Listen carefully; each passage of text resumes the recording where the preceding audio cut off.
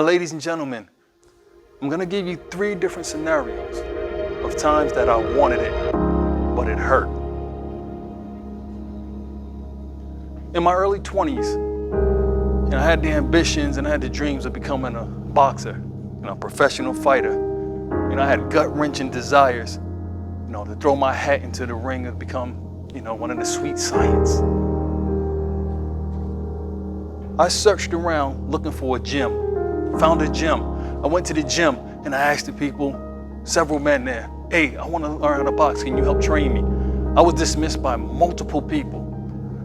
I went to one guy left in that gym, one man, and I said, hey, I want to learn how to box, can you train me? He said, is this something you really want? I said, yes. I was like, I want to box. That's my dream, that's my desire. He says, all right. Step inside the ring. It's gonna be your first lesson today. I step inside the ring, he's putting on a pair of boxing gloves. And I said, hold up, wait. There was no training, there was no stretching, no jump roping, no heavy bag, no speed bag, nothing.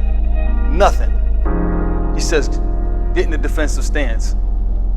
And I wasn't familiar with the art of boxing and the correct stance at the time, so I just put my hands up. And this sob, well, that's how it reads if you sound out the acronym SOB. With all his might, punched me dead in the face. And he said, if you really want it, you'll be back here tomorrow. Scenario 2.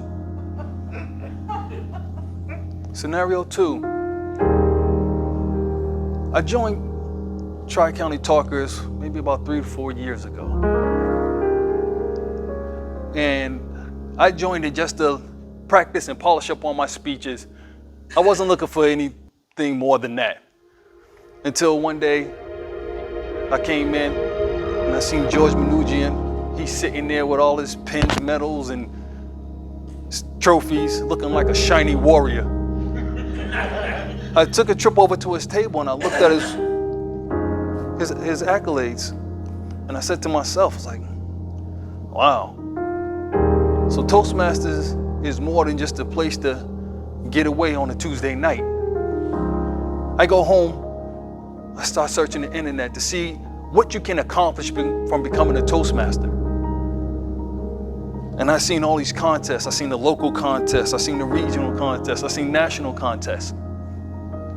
And then I looked at our Facebook page and I scrolled down throughout the years on that Facebook page and I seen some of our very own people gain accolades from being on them stages. And I said to myself, like, I want to be on them stages. I want some of them shiny medals.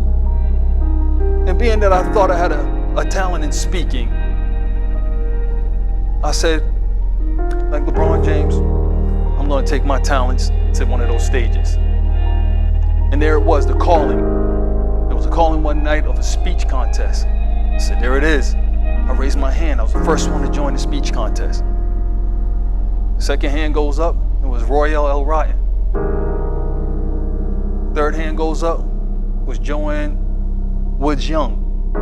And in my opinion, at that time, they were heavyweights to me in our club. Heavyweight speakers. I go home. I break out one of the speeches that I previously performed. I polished it up, and that's the speech I was bringing to me to the big dance. I was bringing that speech with me. We get there. Now let me set the stage. We had a packed room. It was old members, new members. I was the first one to get called up. I did my speech. In my opinion, I tore the house down. I put y'all on fire. Everybody was going crazy over my speech. I won in my head. Then Royale came up. Royale spoke. He crushed my spirits. You understand? He crushed my spirits. And I'm just so glad that Joanne did not show up that night. Because she would have picked up what was left of me and tossed me away. Only thing that saved my spirits was the fact that one of the new members said to me, that was better than the heavyweight fight that was on a few nights prior. I damn near quit speaking because that was something I wanted so bad, and it hurt that I did not accomplish it. The third scenario is I come to a point in speaking that I'm at a standstill. I kind of hit a wall, in my opinion, because I feel like I'm losing my audience.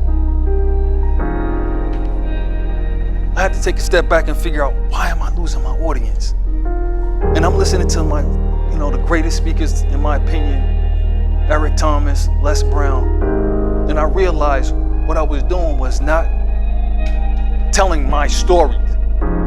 I wasn't being relatable to people. And the reason I do that is because some of my stories aren't pretty. And I have a thing where I have to protect people. I always want to protect somebody. So for me to tell my story is going to involve somebody else, and it's not going to do light to them, it's hard for me. But if I want to take that next step and grow as a speaker, I'm going to have to start telling my stories. Hell, they mine. I lived them. And if it's going to hurt that I'm going to get backlash from people from telling my story, then I'm just going to have to take that pain. Now, in closing, if you don't understand the message that I'm trying to tell you tonight, here it is. Whatever you want, whatever you go after, whatever you chase, it's going to involve pain. You're going to have physical pain, you're going to have mental pain, and you're going to have emotional pain. Now, ladies and gentlemen, if you keep that in your mind, if you keep your mindset on knowing the pain that comes with it, I promise you, whatever is hard, you will say to yourself, I know it's hard, so I'm going to do it hard.